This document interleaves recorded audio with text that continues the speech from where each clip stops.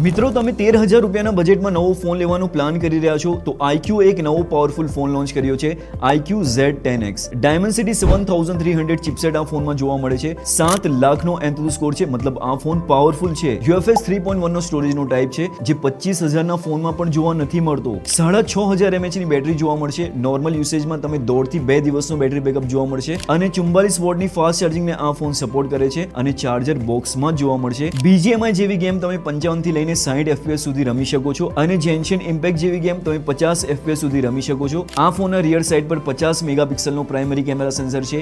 AI erase અને AI enhance જેવા premium features આ ફોનની અંદર જોવા મળે છે. જે લોકો હેવી યુઝર છે, જે વધારે ગેમિંગ કરે છે અને જેને વધારે પડતું બેટરી બેકઅપ જોઈએ છે, આ ફોન ખાસ કરીને એમના માટે ડિઝાઇન કરવામાં આવ્યો છે.